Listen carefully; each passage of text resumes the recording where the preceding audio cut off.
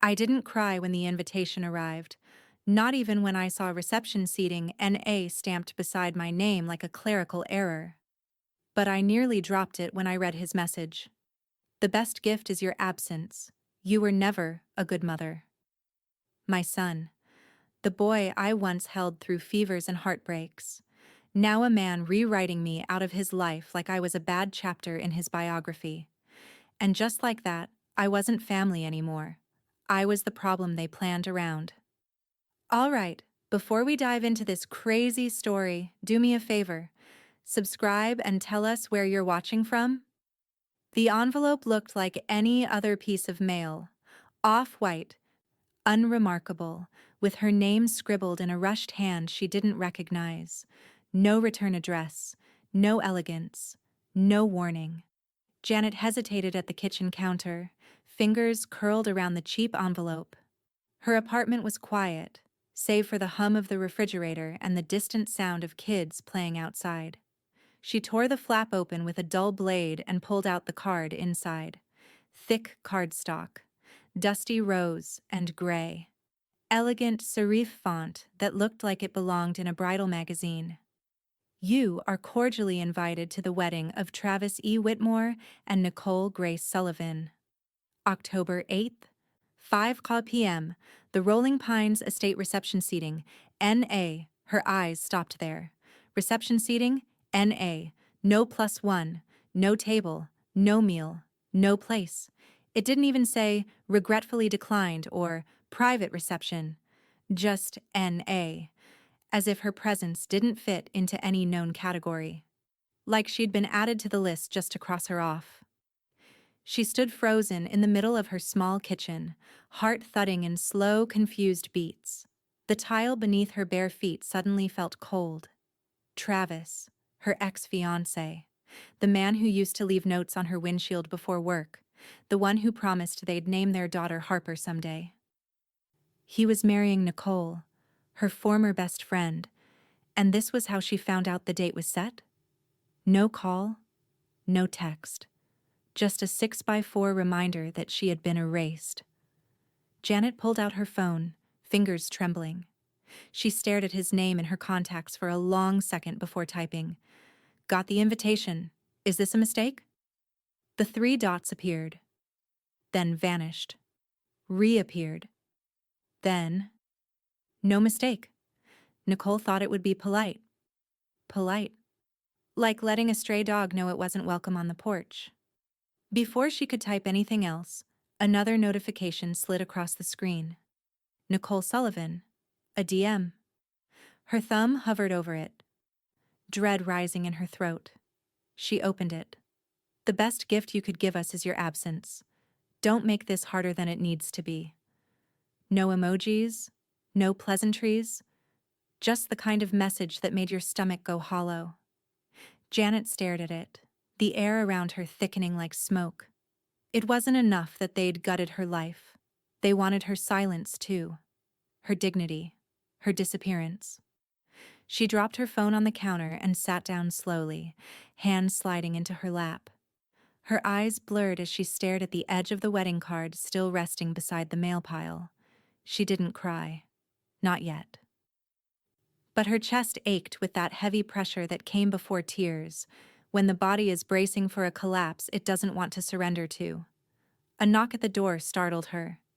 Jan? It was Margot's voice. I brought coffee and muffins. Or was it vodka and a baseball bat? I forget which one we needed today. Janet managed a weak, come in, just as Margot pushed the door open, balancing 2 cups in one hand and a paper bag in the other. Why do you look like someone just... Margot stopped mid-sentence when she saw the card. Janet didn't move as Margot stepped closer, set down the drinks, and picked up the invitation. Her eyes scanned it once. Then again. Her jaw clenched. Reception seating, N.A. Margot read aloud, voice rising with each syllable. Are you freaking kidding me? Janet didn't answer. She didn't need to. Margot picked up Janet's phone, still lit up with Nicole's message. She read it. Her hand slowly lowered. That bitch, she whispered. No. You know what? Both of them. That cold, spineless, narcissistic. Margot. No, no, Jan. This is psychological warfare dressed up as wedding etiquette. They want you to feel small, like a mistake they outgrew. She flung the card back onto the counter. But screw that, you don't disappear. Janet pressed her lips together. But the weight of everything inside was beginning to crack her open. I thought I was past it. I didn't expect this to still hurt. Margot crouched beside her, grabbing her hands. You're allowed to hurt, but you don't have to hurt alone. A silence fell between them, brief, but charged. Then Janet looked down at her phone again. Nicole's message still sat there like a slap that hadn't fully landed. Her voice came quiet. Do you think they'd notice if I actually showed up? Margot's eyes flickered with something dangerous. Oh, honey, she said. Then she smiled, slow and wolfish. They'd notice. The invitation still sat on the counter, its pink-tinged edges curling slightly under the heat of the kitchen light. Margot had gone quiet after her outburst, now sitting cross-legged on the worn plaid couch, watching Janet with narrowed eyes, like she was waiting for a decision to bloom. Janet stood at the window, arms crossed tight across her chest, staring out at the parking lot. A teenager skateboarded in slow, lazy loops, the kind of boy who still thought pain was optional. He used to call me Lionheart, she said finally, not turning around. Margot blinked. Who? Travis, when he was little. He had this nightlight shaped like a lion, remember that? I used to have to check the closet twice before he'd sleep. Said he wasn't scared, just cautious. But then he'd wrap his arms around my neck like he was about to fall off the earth. Margot let out a soft exhale. He was 6, and scared, of monsters and the dark. Not his mother. Janet turned from the window, voice low but steady. I gave everything to raise him right. Worked doubles, skipped meals, sold my ring to cover his braces. And now I'm the ghost who needs an RSVP. Margot's eyes softened, but there was steel beneath it. He's not the boy you raised anymore, Jan. Whatever Nicole's done, she didn't start from nothing. He made choices. Don't forget that. Janet moved to the small hallway closet and reached up to the top shelf, her fingers brushing past a half-empty puzzle box, an old heating pad, and finally, a narrow black envelope tucked flat behind a roll of duct tape. She brought it to the table and opened it with deliberate care. Inside was a safe deposit key. Brass. Scratched. Cold. Margot sat forward. Is that... My husband gave it to me before the chemo took him under. Said it was for emergencies only.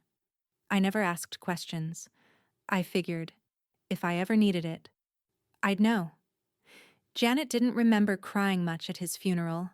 She'd been too busy holding Travis up by the spine while Nicole stood 2 pews behind, already wearing grief like a borrowed dress.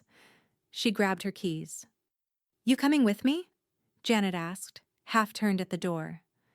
Margot was already on her feet. You think I'd let you do this alone?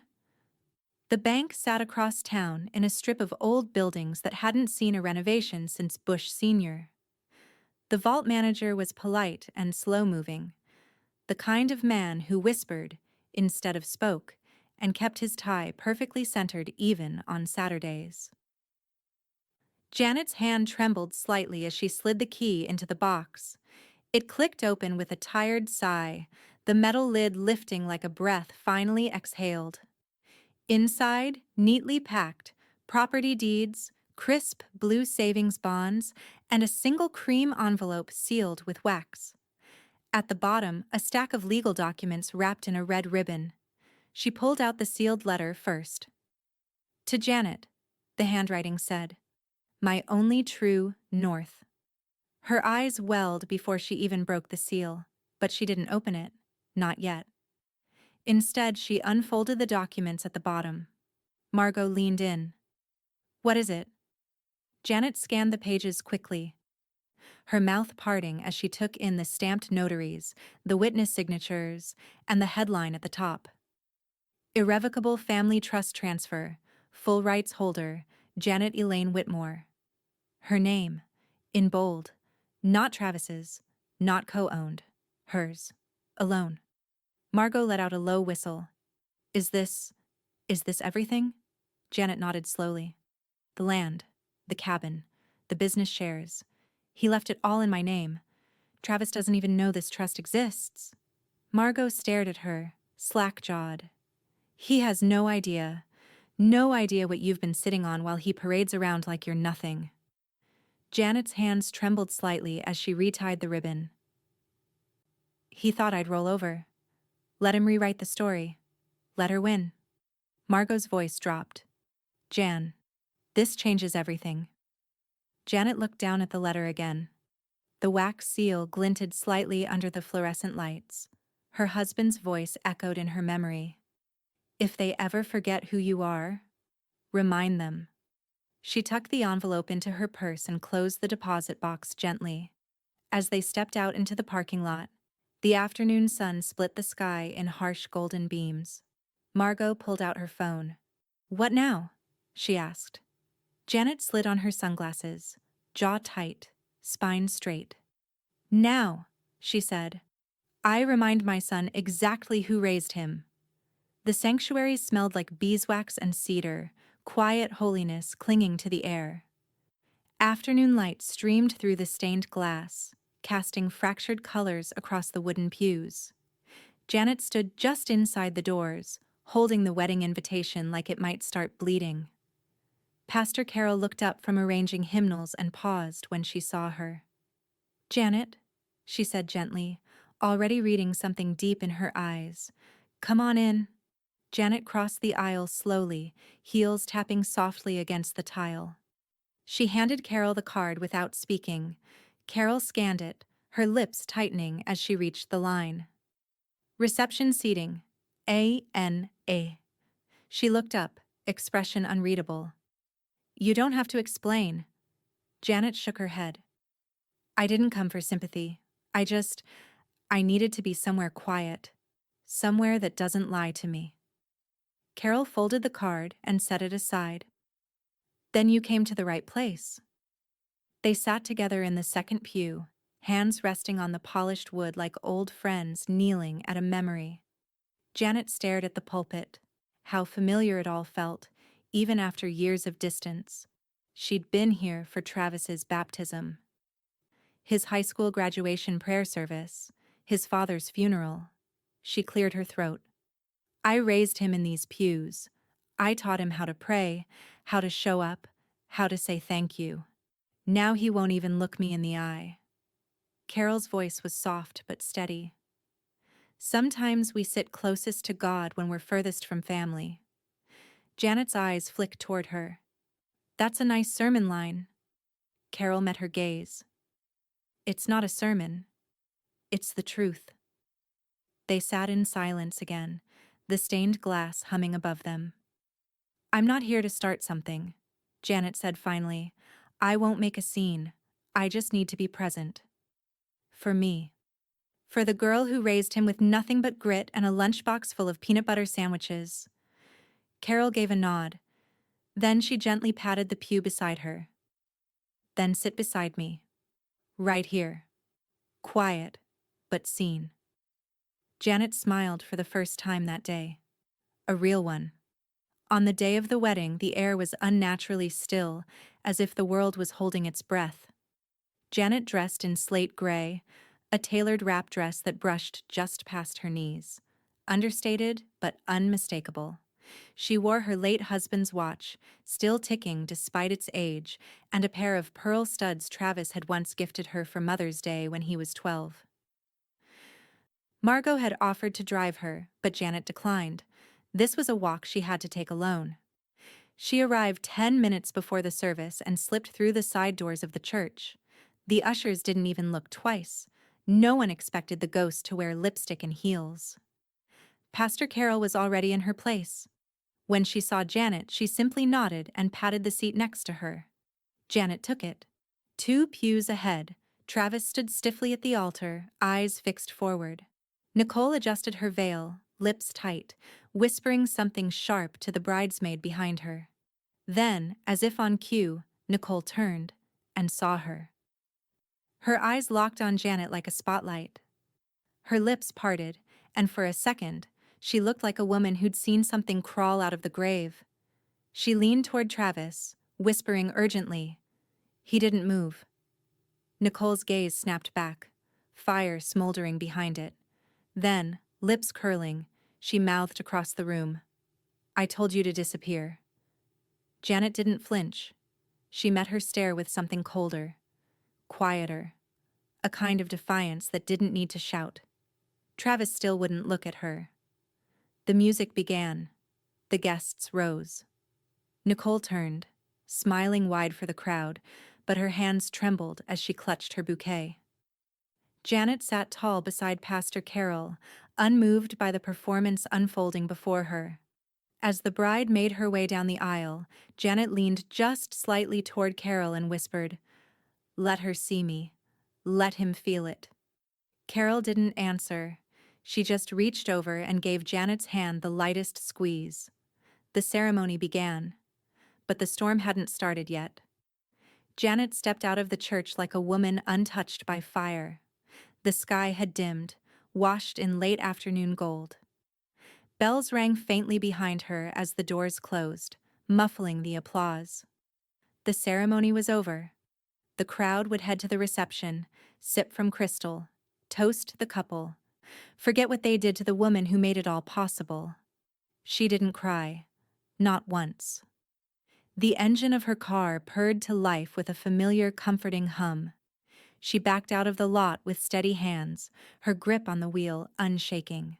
No one chased her down. No one asked why she had come. And not a single soul invited her to the champagne toast. But Janet wasn't driving home.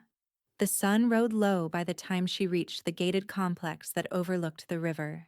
Sleek condos shimmered behind trimmed hedges and black iron fences. Her name was still listed at the security box. A man in a vest waved her through without question. Unit 2C hadn't changed. The blinds were half drawn, the windows spotless. No dust on the doormat. The key slid in like it had been waiting. Inside, silence stretched wide and clean.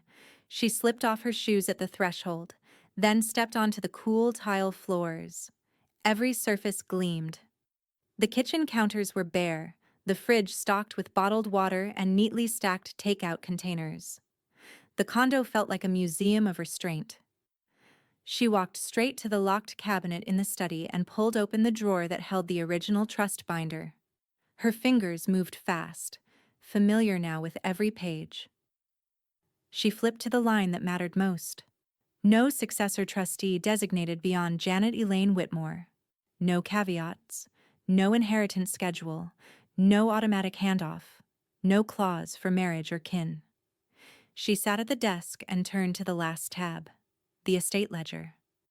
The assets, each tied to her late husband's name, had already been moved. Cleanly, quietly, 3 months ago. The cabin upstate, the dividends from his landscaping firm, the condo she now sat in, all reassigned. She leaned back in the chair, her hands resting on the edge of the polished wood. Not a cent belonged to Travis anymore, and he didn't know it. A chime sounded. Text alert. Eric Kavanaugh, her attorney. You still want to meet today? I'm at the office. She typed back. On my way. The law office sat above a bakery that always smelled like burnt sugar and cinnamon. Eric opened the door before she knocked, waving her into the conference room where a fresh pot of coffee waited. Wasn't sure if you'd show, he said, gesturing toward the leather chair. Big day. Janet sat, crossing her legs neatly. That chapter's closed. Now I'm on to the next. Eric pushed the file across the table. I had the trust re-verified by our partners this morning. Everything's airtight. Even if Travis challenges it, there's no standing. He was never listed, never consulted, never entitled. She didn't need the confirmation, but it steadied her heartbeat all the same. He assumed, she said quietly, that marrying her would give him the key. Eric nodded. He probably thinks control of the estate is waiting for him like a wedding gift. Janet gave a dry smile. He never asked. Not once. Eric's voice dropped. Do you want him notified? We can send a formal letter next week, if you're ready. Janet shook her head slowly. Not yet, she said. Let him toast to his future first. Let her think she's climbed the mountain. Eric raised an eyebrow. And then? She reached into her purse, pulled out the sealed letter her husband had left her, the one she still hadn't opened. She slid it between her fingers but didn't break the wax. I'll know when it's time. Eric didn't push. He simply nodded. As she stood to leave, he added, Janet, you're playing this smart, but it's going to hurt when the curtain falls. Just be sure you're ready for the fallout. She paused at the door. I was never afraid of fallout, she said. I was afraid of silence. That ends now. The package was wrapped in ivory linen paper with no return address, tied with a thin black ribbon knotted once in the center. It arrived the morning after the wedding, hand-delivered to the concierge desk at the Palomar Hotel, where the newlyweds had booked their bridal suite overlooking the harbor. It stood out immediately, too elegant to toss, too silent to ignore. On top, in cursive she hadn't used in years, was a single line in black ink. To the bride and groom. Nicole found it on the table just after brunch, propped upright beside the complimentary champagne bucket. Her heels clicked across the marble as she reached for it, brows drawn. This yours? She asked, holding it up. Travis glanced over from the window. Wasn't in the room before, must have been dropped off. She tugged the ribbon loose, fingers working slower than usual. Something about the weight of the box made her stomach tighten. Inside, nestled between layers of matte gray tissue, were 3 items. A notarized copy of the irrevocable trust agreement with Janet's name stamped in bold at the top. A property deed bearing the address of the Riverside condo, transferred solely to Janet Elaine Whitmore. A handwritten note on cream stationery, her script familiar, sharp, and final. For the record, you were never left out. You just never looked. Nicole's fingers froze. The words seemed to grow louder the longer she stared at them. The tissue paper crackled beneath her grip as she pulled the documents free and began leafing through them. Travis turned, casually sipping coffee from a hotel mug. What is it? She didn't speak. Nicole? She thrust the stack toward him, her voice clipped. You need to read this. He took the papers with a chuckle as if expecting some joke. But the smile fell the moment his eyes hit the signature page. The trust, the deed, the official stamp. He flipped back through the documents, faster now, breath hitching at each line. No, he murmured. No, this isn't possible. This can't be. She owns everything, Nicole snapped, voice jagged. The trust, the assets, the damn condo we were going to list next month. Hers. Not yours. Not ours. Travis looked like he'd been slapped. She said she was stepping back, he muttered, that she didn't want to be involved anymore. Nicole's eyes flared. Did she say that? Or did you just assume? He didn't answer. Nicole grabbed the note again, reading it aloud through gritted teeth. You were never left out, you just never looked. She's been waiting for this. She planned it. Travis ran a hand through his hair, pacing now. This must be recent. Maybe she just changed it. Read the dates. She cut in. 3 months ago, long before the wedding. He dropped into the nearest chair, the paper rattling in his hands. We invited her to make her feel small, Nicole said bitterly, pacing in tight circles, and she came to remind us we are. He looked up, eyes glassy with disbelief. I thought the estate was part of my inheritance. My father said, she outplayed us, Travis. She's still holding the pen. For a moment, the suite went quiet, tension rising like smoke. The echo of celebration from the hallway seemed miles away. Then Travis stood slowly, placing the documents back inside the box. He didn't close the lid. She knew we'd open it. Nicole folded her arms. And now? He stared down at the note again, then out the window toward the harbor. Now, he said coldly. She's drawn first blood. Her phone buzzed once, then again, then a third time. Janet didn't even glance at it. She dropped it face down on the windowsill and turned back to the garden hose, adjusting the nozzle until it released a soft, steady mist across the beds of marigolds and snapdragons. The soil darkened under the spray, drinking it in. Buzz. This time she turned the phone over, glanced at the screen. Travis, 3 missed calls. Voicemail, 1. She opened her settings, scrolled down, and tapped block caller. No hesitation. A bird darted into the birdbath just beyond the hydrangeas, flapping water over the rim like a tiny celebration. Janet smiled. She hadn't smiled this easily in months. Across town, Nicole gripped her phone tighter than necessary, thumbs flying. A fresh story appeared on her Instagram feed, a photo of a wine glass, half full, captioned, "The worst wounds come from the people who made you," followed by a selfie. Eyes red, no tears. You think you know someone, then you find out they never really loved you to begin with. The hashtags were petty. Family drama. Some people aren't worth it. Not bitter, just done. Margot texted Janet a screenshot with a single word beneath it. Pathetic. Janet didn't reply. She didn't need to. She was in the backyard, kneeling by the rosemary bush, pruning it back with clean, sure snips. Her hands moved with ease, rhythm, calm. For the first time in years, her world was hers again. No guilt, no waiting, no tap dancing for someone else's approval. The air smelled of cut herbs and fresh earth. At noon, the doorbell rang. Margot stood on the porch holding a Tupperware container and wearing oversized sunglasses that didn't quite cover her smirk. "I come bearing bribes," she said. "Chocolate chip, sea salt, still warm." Janet held the door open. "You spoil me." Margot stepped inside, toeing off her sandals. "No, ma'am. I'm honoring a war hero. Revenge looks damn good on you." Janet gave a small laugh as they headed to the kitchen. "You should see Nicole's socials," Margot added, cracking the lid on the cookies. "She's melting like ice cream on blacktop.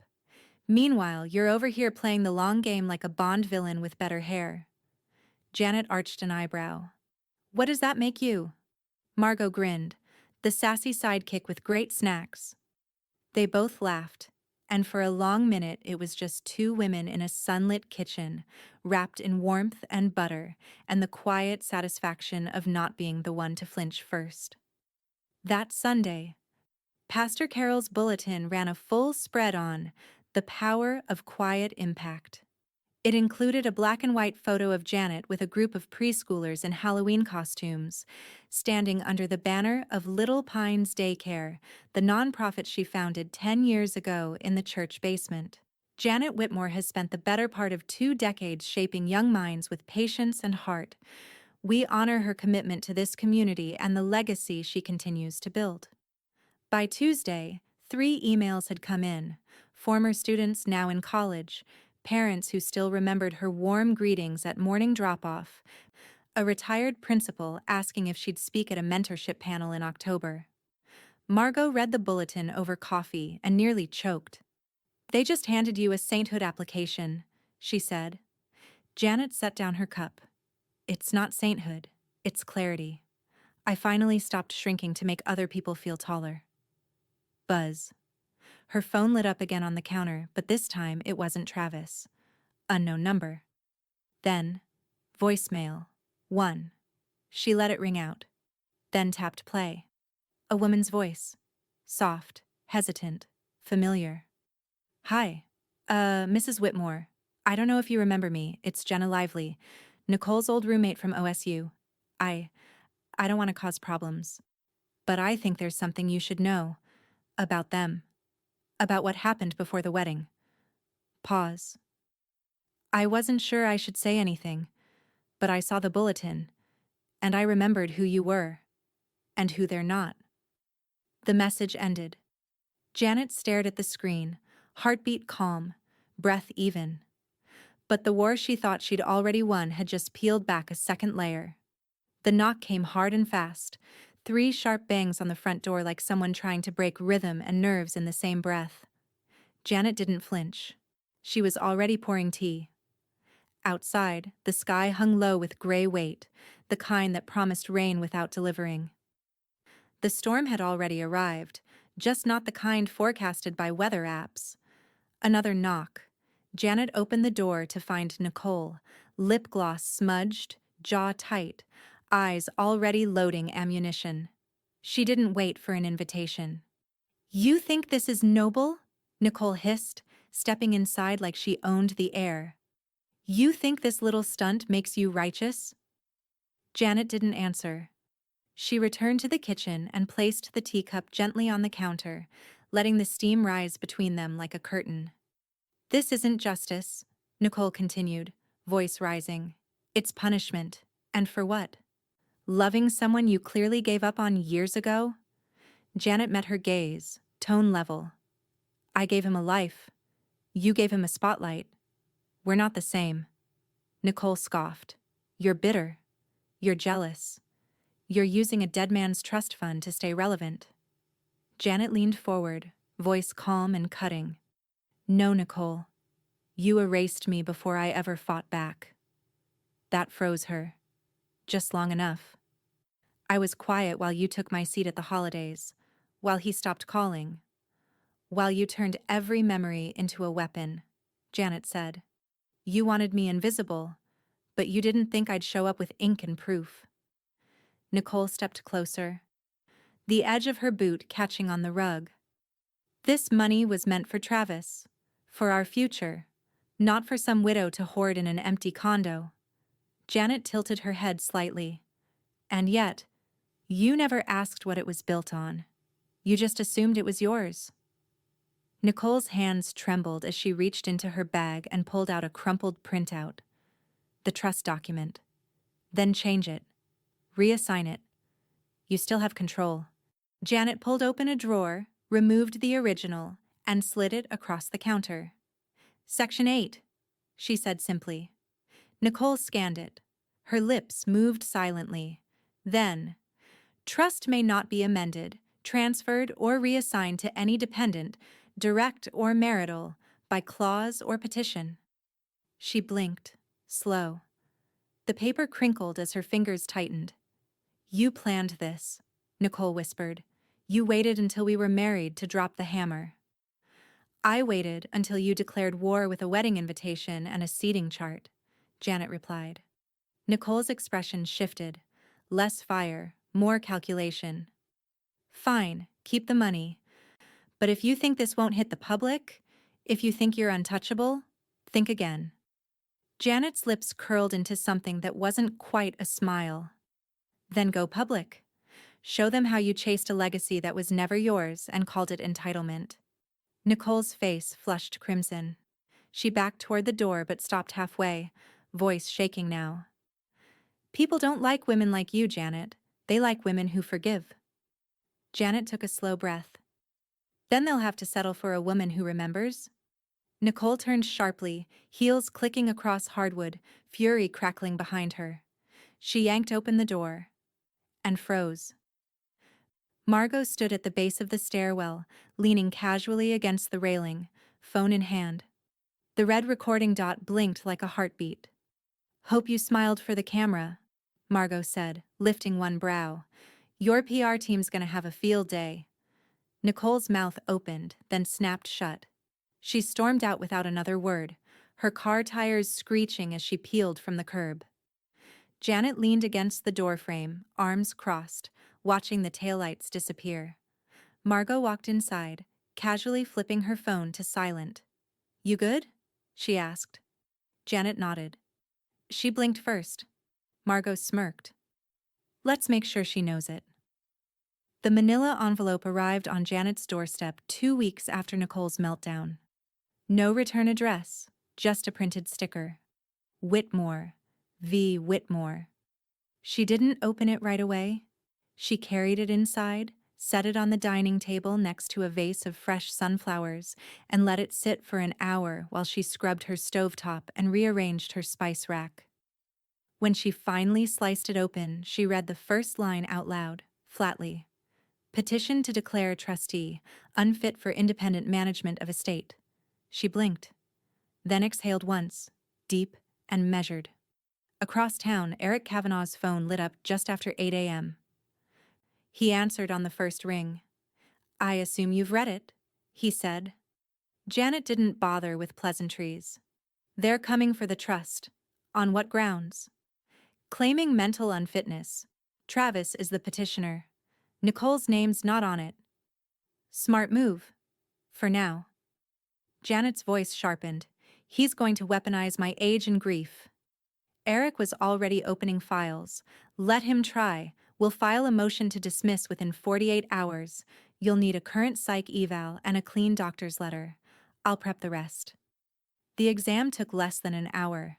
Dr. Wells, a steady-eyed internist with no tolerance for dramatics, walked her through a memory test, a few cognitive tasks, and a long list of personal questions.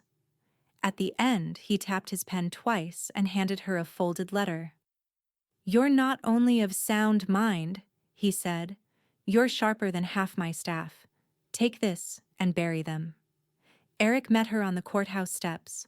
Crisp suit, leather briefcase, a stack of printed exhibits like weapons tucked neatly in his hand.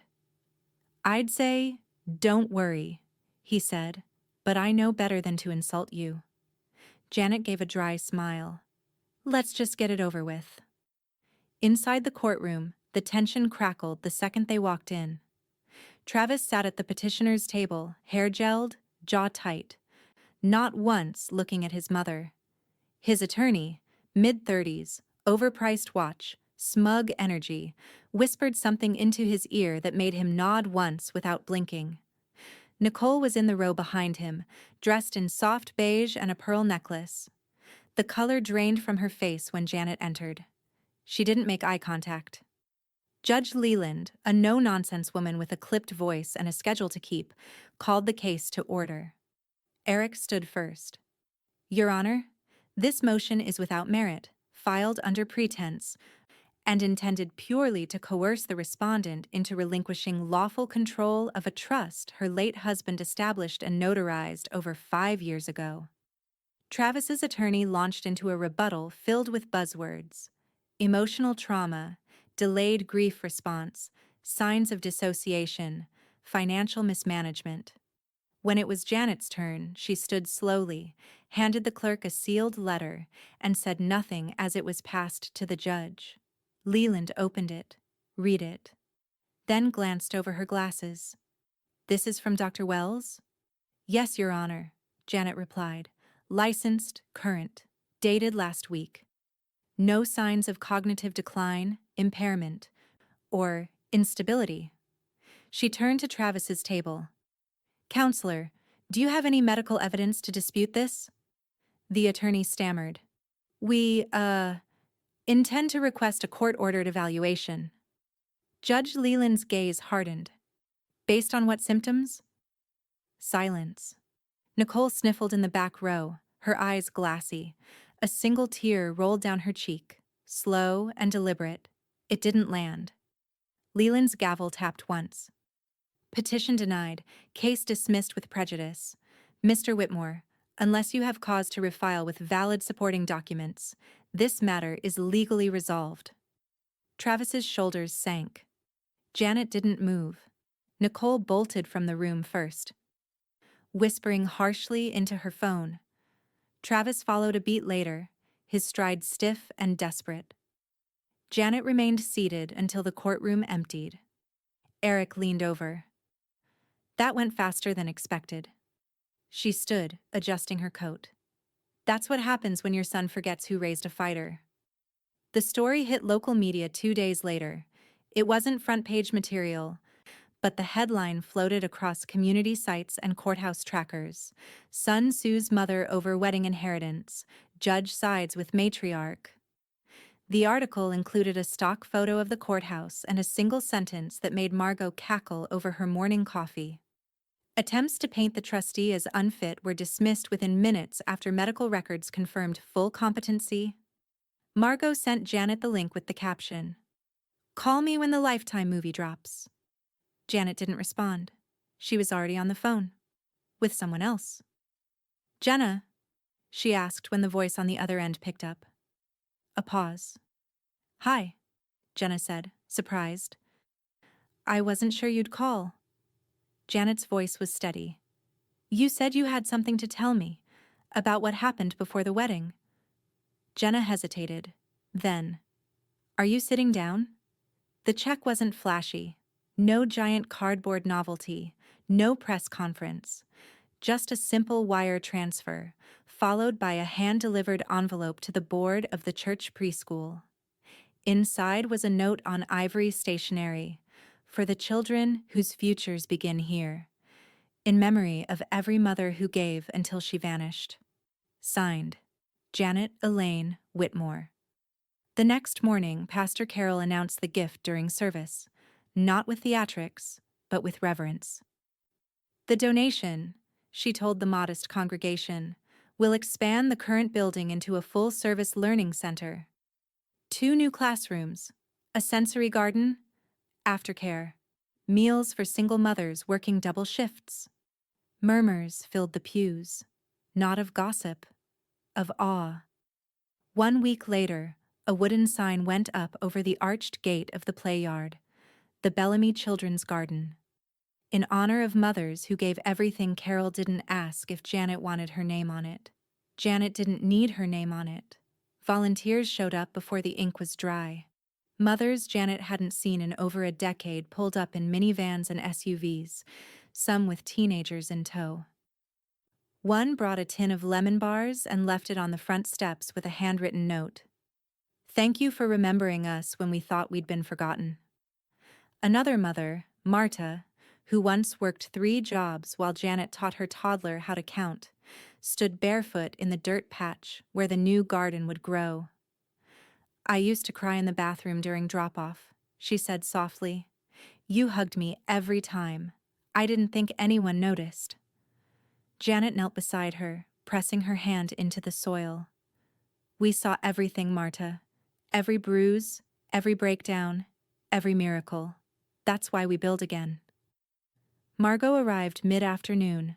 Wearing cut-off jeans and a sun hat the size of a pizza, she carried a folded newspaper under one arm. "They ran the piece in the Daily Sentinel," she said, "right next to the city council story and above the high school football preview." She unfolded it and handed it over. The headline read, "Quiet Power. Local woman redefines legacy with $300K gift to daycare. She built from scratch." Janet skimmed the article. It included a quote from Pastor Carroll and a photo of her younger self, arms wrapped around a trio of kids in Halloween costumes. A witch, a dinosaur, a hot dog. Margot pointed to the framed version in her tote. "I'm putting this up in your entryway. No arguments." Janet shook her head, smiling faintly. "You are impossible. And you're unforgettable, so I win." Across town, Travis stood at the window of his office, phone in hand, scrolling. His jaw clenched as he landed on the story. "Of course," he muttered. He tossed the phone onto the leather chair behind him and paced. Nicole walked in moments later, carrying a planner and a tray of pastries. "No RSVPs?" he asked without turning. Nicole's smile was brittle. 5 declines, no acceptances. Still early." Travis picked up his phone again, tapping through the article for the 3rd time. "She did this on purpose." Nicole set down the tray a little too hard. "It's charity, Travis, not a personal attack." He glared at her. "Don't be naive. This isn't charity. This is legacy warfare." And she just claimed the entire moral high ground. Nicole tried to shrug it off, but the silence stretched. She checked her phone again. Still no notifications, no texts from friends, no alerts from donors. Maybe we postpone the brunch, she said. Travis didn't answer. He was staring at the framed photo on his desk, one of him as a boy, standing beside his father and Janet in front of the original Little Pines daycare. His mother's hand rested gently on his shoulder. He didn't even remember the picture being taken. Back at the church, Janet stepped away from the garden for a moment to catch her breath. Dirt under her fingernails, sweat dampening her collar. A peace she hadn't earned, but built. Pastor Carol approached, wiping her hands on a towel. "There's a woman here asking for you," she said. "Who?" "She says her name's Jenna. She's waiting by the fence. Says it's time you heard the rest." Janet stood slowly, wiped her palms down her jeans, and followed Carol's gaze. Jenna was leaning against the post, arms crossed, face shadowed by a baseball cap. Janet walked toward her without a word, heart steady but spine locked. She stopped a few feet away. "I'm here," she said. "Tell me everything." The news broke midweek. Quiet at first. A small article on the county's Arts and Culture page announced that Janet Elaine Whitmore had been nominated for the Founders in Service Award, honoring lifelong contributors to early childhood education and community development. Margot saw it first. She clipped the article and taped it to Janet's fridge. "No big deal," she said, sipping tea like it wasn't the proudest moment of her week. "Just local hero status. The usual." Janet read the piece in full. Her daycare legacy, the trust-funded expansion, testimonials from past students and single moms. It mentioned nothing of lawsuits, nothing of betrayals. Just her name. Clear. Uncomplicated. And for once, it felt like that was enough. 3 days later, Nicole's name hit the internet. For all the wrong reasons. A leaked screenshot from a group chat appeared on Reddit. The title, "Bridezilla and Friends Mock Groom's Mother the Night Before Wedding." The chat included messages from Nicole, 2 of her bridesmaids, and, unfortunately for her, her cousin Chelsea, who had grown increasingly uncomfortable with Nicole's behavior after the wedding and decided to forward the entire thread to a local blogger. The messages were brutal. "We should seat her next to the catering trash bins. She won't notice. If she shows up in that tired gray wrap dress, I swear I'll die. Honestly, Travis should thank me for pulling him out of her sad little world." Underneath the screenshot was a caption from Chelsea. "Sometimes silence isn't protection, it's complicity." Within 12 hours, the post hit 20,000 shares. Local news picked it up by morning. Janet found out when she opened her mailbox and a stack of handwritten envelopes nearly fell at her feet. Letters, dozens of them, then hundreds. Some were from women she'd mentored, others from strangers across the country who read about the daycare donation and followed the story. One envelope held a child's crayon drawing of Miss Janet with a superhero cape. Another included a check for $50 and a note that read, "Please use this for the garden. You gave me back my daughter when no one else would." Margot helped sort them into piles. Locals, out of state, and emotional gut punches. Janet sat at the table, hands trembling slightly, not from rage, not from fear, from awe. "They don't know the half of it," she whispered. Margot looked up, and they still showed up. Travis didn't show up. He sent a message.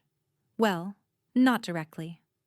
It came through Margot, unexpected, awkward, dropped like a brick into the middle of her day. He called while she was in the parking lot at Trader Joe's, then followed up with a text. "Can we talk? Not about the trust. Just real talk. Maybe you could mediate?" Margot stared at the screen for a long minute. Then she typed, "Apologies are earned, not scheduled."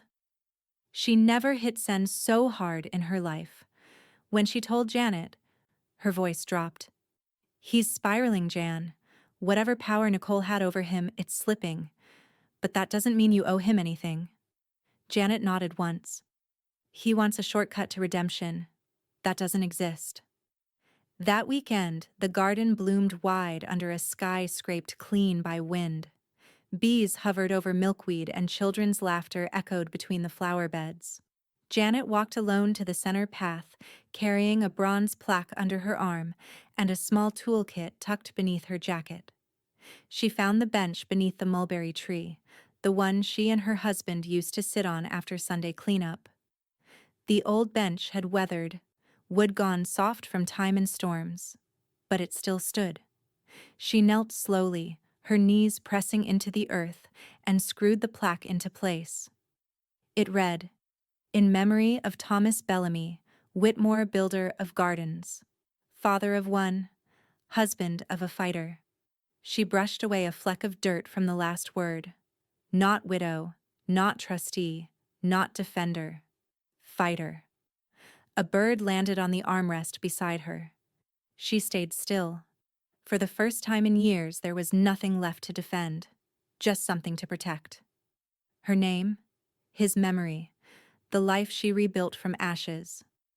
Her phone vibrated in her coat pocket. A single message lit the screen. Unknown number. "I wasn't the only one Nicole lied to. She's hiding something bigger. You deserve to know." Janet narrowed her eyes at the number. She tapped once. "Tell me what she's hiding." Janet had the idea during a quiet morning walk through the garden. No grand planning session, no spreadsheet. Just a thought, simple and clear. Feed the people who fed you. The invitations were handwritten, not emailed, not texted. Ink on thick cream cardstock, each sealed with a gold-embossed sticker that read, "You are part of what we built. Please join me for a gratitude lunch, this Sunday at noon." Janet Whitmore, no RSVPs required. No dress code, just presence. By noon, the courtyard outside Janet's riverside condo buzzed with life. The long wooden table, rented from a family-owned shop in town, stretched under white paper lanterns and garlands of rosemary and sunflowers. Folding chairs borrowed from the church lined both sides, each one filled. And not with strangers. Pastor Carol brought warm cornbread and a prayer that ended with, "And let every hand that gave in silence now be seen." Mrs. Nguyen, a single mother Janet had helped during a brutal custody fight a decade ago, arrived with homemade spring rolls and her daughter Mia, now in college, all grown and radiant. The local librarian brought a stack of old daycare sign-in sheets she'd kept, laminated now, yellowed with time. Even the mayor stopped by briefly, shook Janet's hand and whispered, "Next year, that award is yours." Janet didn't wear anything new, just a dark blue dress, hair pulled back, her husband's watch around her wrist. Timeless.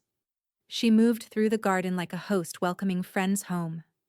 Down the street, a silver sedan slowed just before the turnoff to her complex. Travis sat behind the wheel. He wasn't on the guest list. He hadn't even tried to ask.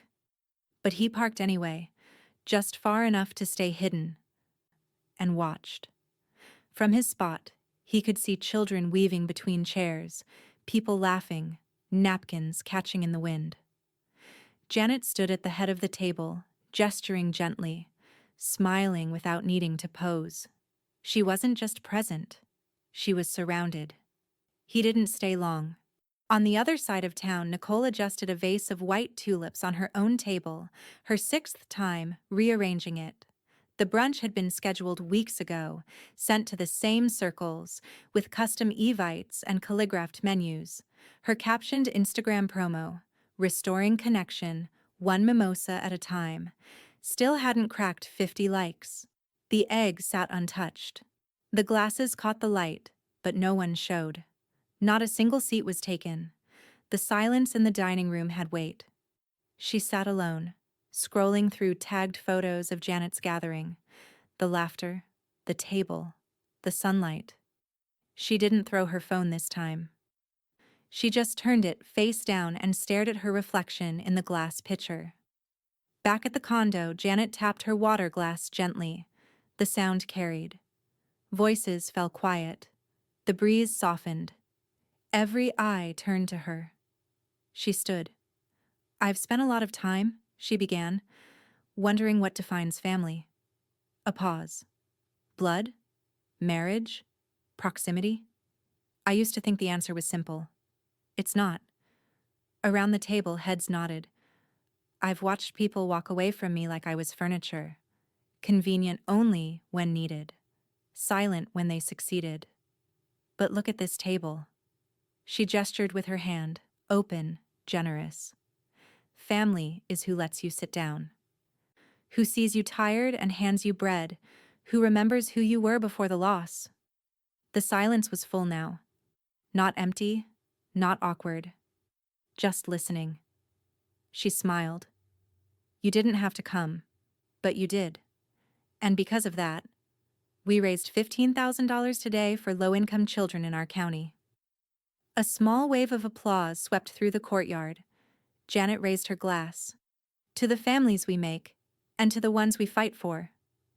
Margot called out, "Damn right!" Laughter bubbled up again. A toast followed. So did dessert. The sun arced low, but no one rushed to leave. As the last guests left and the garden chairs were being folded, Janet stood near the fountain with Pastor Carol, who clasped her hand gently. "You've made peace look like power," Carol said. "That's not easy." Janet looked out across the empty plates, the crumbs, the soft remnants of something real. "I didn't come back to burn things down," she said, "just to plant something they couldn't pull up." Before Carol could reply, Janet's phone buzzed in her pocket. She checked the screen. Unknown number. A single message appeared. Check the date on their wedding license, the one they filed, and the one they signed. Her smile faded. She opened her email and typed 2 words to Eric. Find it. The cafe was neutral ground.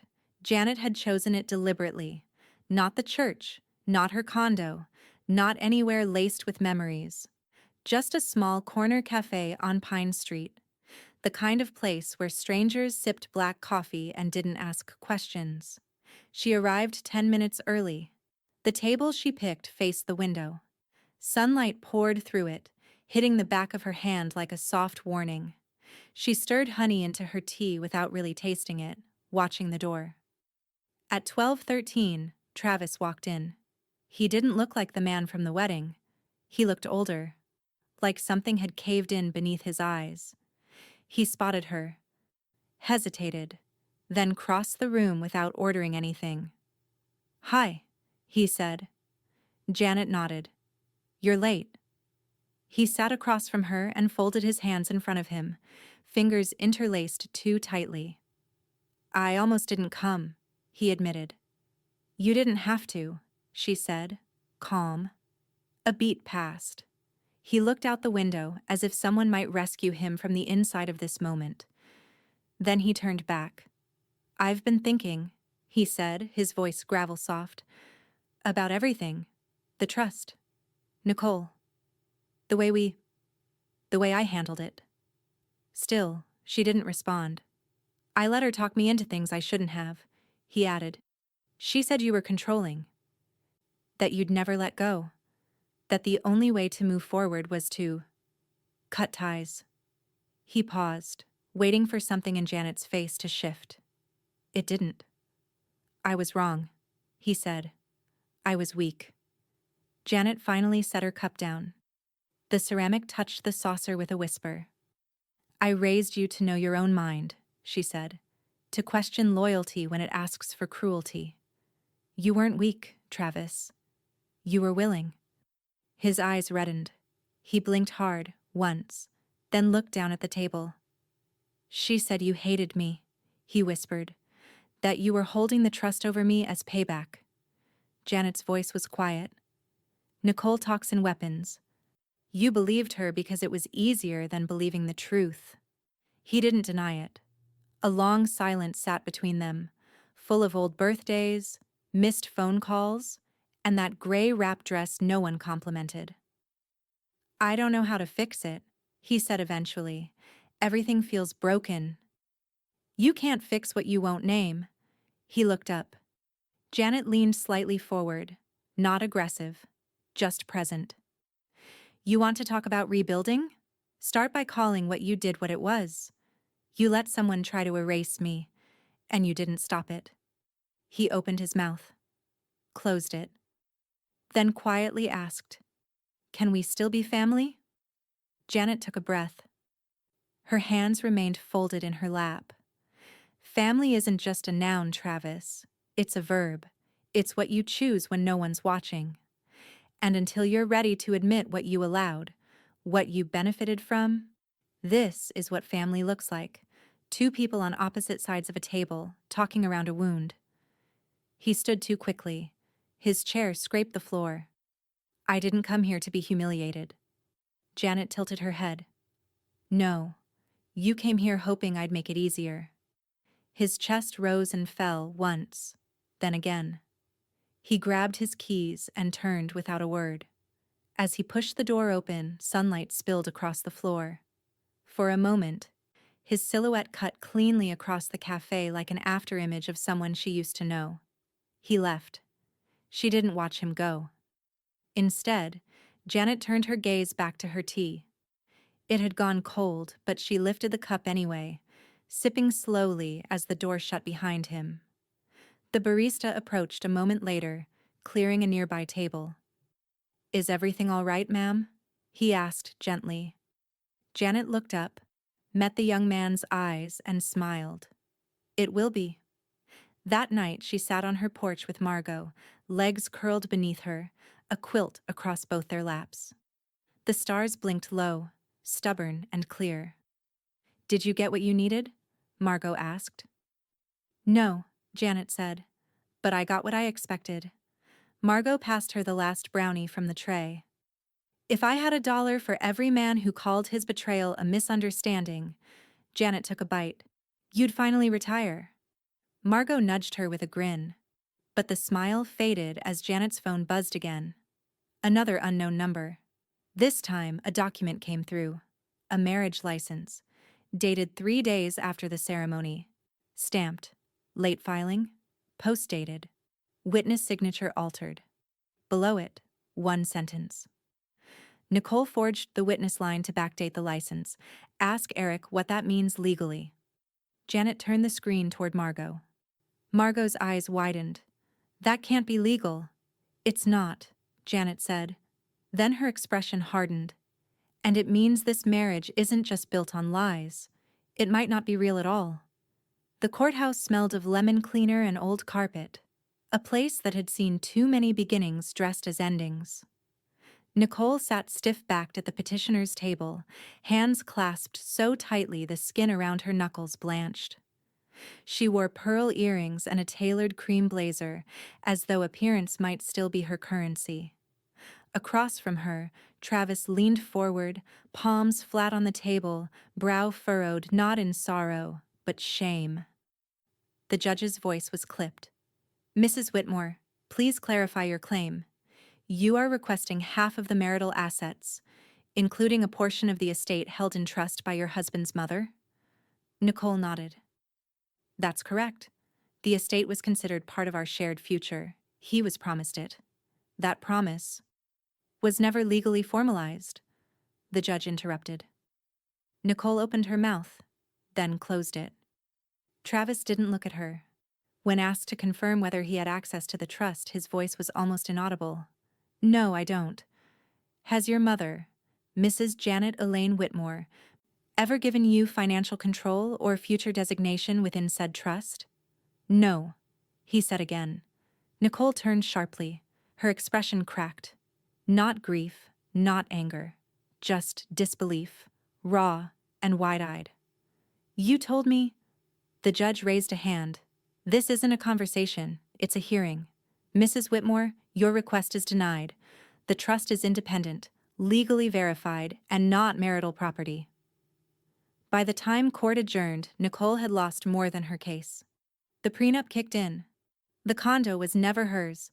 The assets never existed in her name. The inheritance? A mirage. She walked out without speaking to Travis. Outside, he tried. Nicole. Wait. But she was already gone. Purse clutched tight, heels stabbing into concrete like every step was a verdict.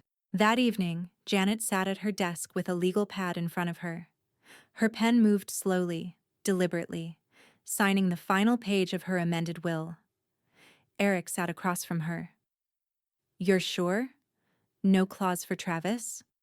Not even a note?" She looked up.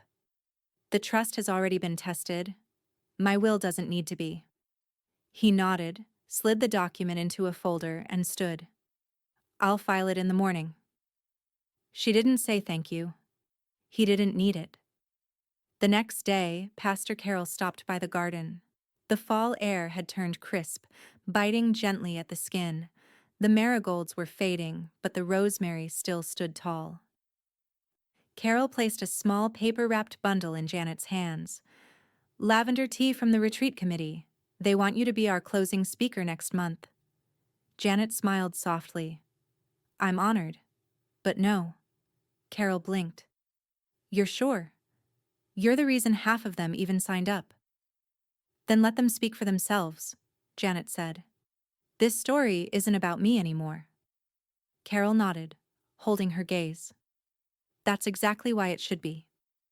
2 days later, a text came through. From Travis. "Lunch? Just us. No strings."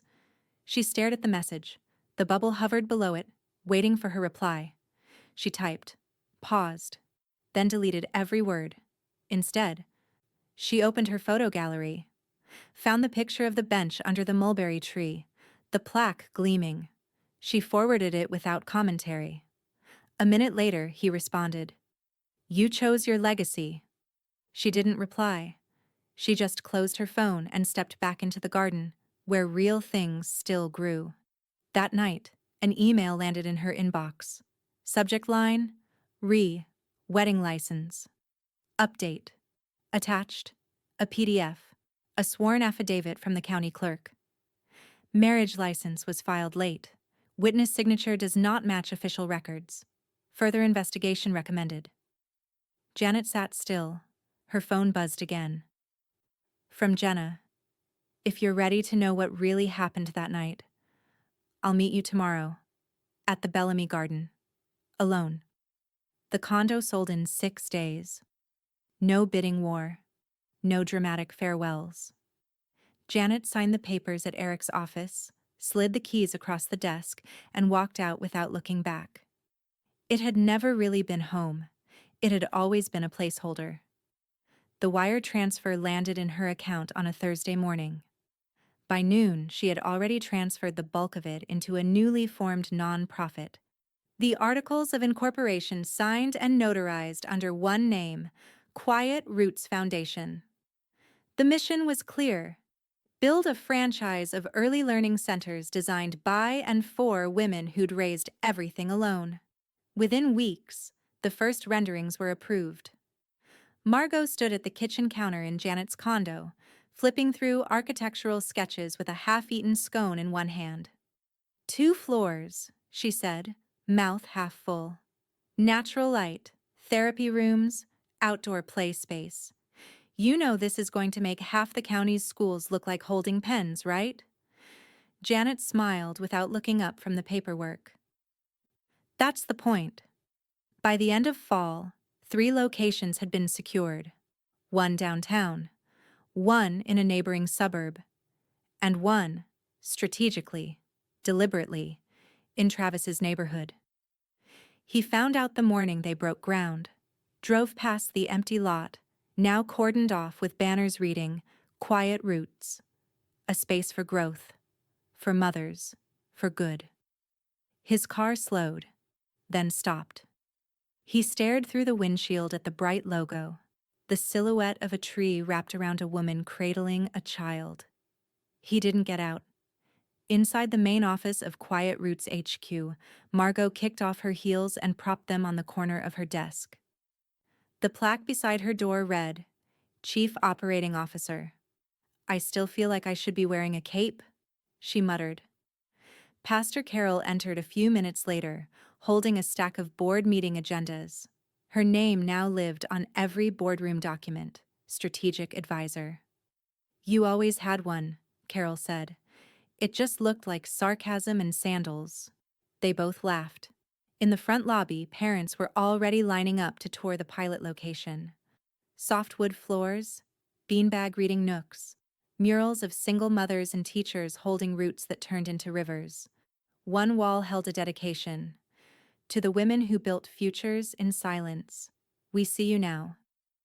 Janet didn't need a corner office. Her desk was tucked in a converted reading nook near the back garden, surrounded by lavender and chalkboards. She worked quietly, moving between spreadsheets and handwritten thank you notes. When the ribbon cutting was scheduled, she told Margot, "Make it about the kids, not me." Margot, of course, ignored half of that. Nicole left town that month. No farewell post? Just an inactive Instagram account and a forwarded P.O. box address for legal correspondence. Word had it she moved in with an aunt near the coast. Someone spotted her at a flower shop 3 towns over, but no one cared enough to confirm. Janet didn't mark the departure. She didn't need to. On a gray Wednesday morning, as mist hung low across the lawn of Quiet Roots' newest branch, Travis showed up. He didn't go inside. He sat on the bench near the front steps, just outside the main entrance, holding a bouquet of sunflowers. He watched mothers walk in, holding small hands, zipping up jackets, kneeling to tie shoes. He watched teachers unlock doors and greet each child by name. He watched a boy run past him and call out, "I'm gonna grow up to build rocket ships." Travis smiled faintly, then looked down at the bouquet. He waited an hour. Inside, Margot noticed. She stepped beside Janet, nodded toward the window. "Are you going to talk to him?" Janet didn't look up. "He's not here to talk. He's here to be seen trying." Margot gave a slow nod. "Want me to send him away?" "No," Janet said. "Let him sit. Let him feel what it's like to be near something he didn't protect." As the sun began to break through the clouds, the front doors opened wider. But Travis never moved from the bench, and Janet never came out.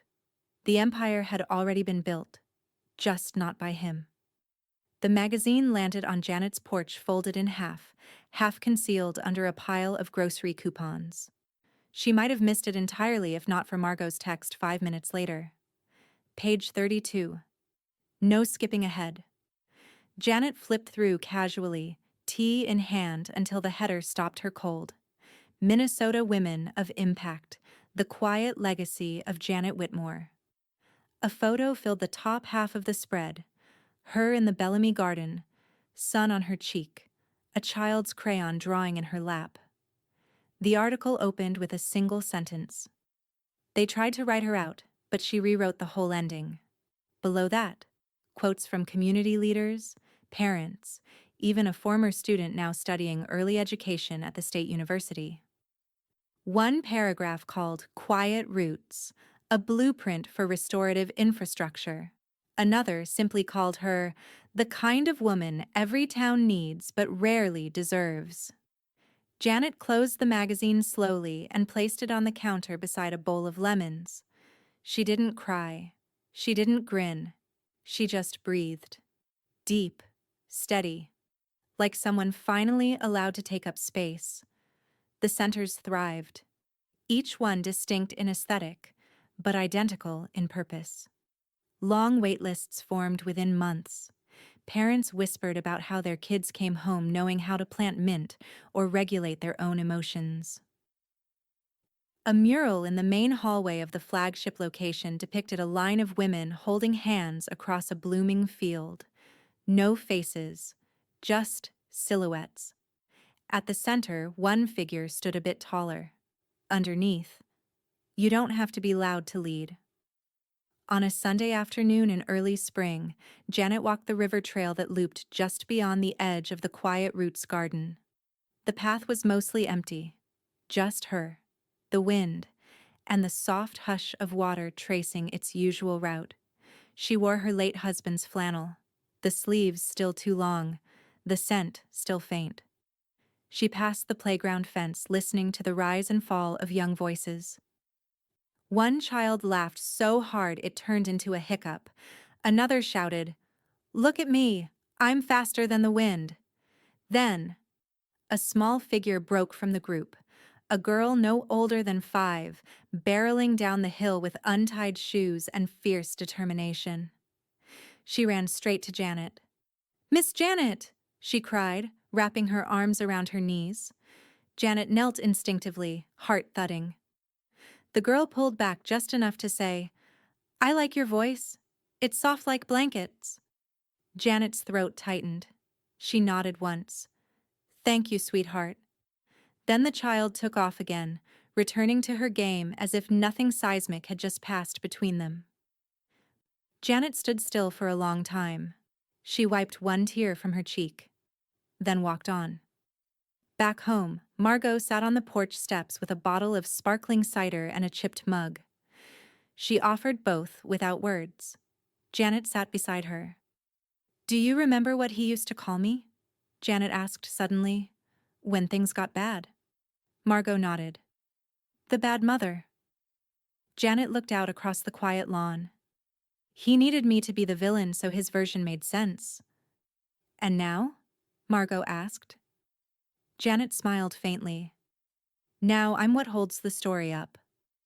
Margot leaned back on her elbows, letting the breeze catch the edge of her shirt.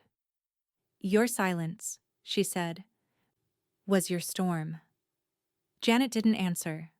She didn't need to, because in that moment, with the wind brushing past and the world still turning, the weight of every silence she'd ever carried finally settled into something solid. Not regret, not sorrow. Foundation. She looked toward the trees, toward the laughter in the garden, toward the bench where her husband's name still shone. And then, she whispered aloud, not to Margot, not to herself, but to the story that had always been hers. He said I was the bad mother, but I was always the foundation beneath him.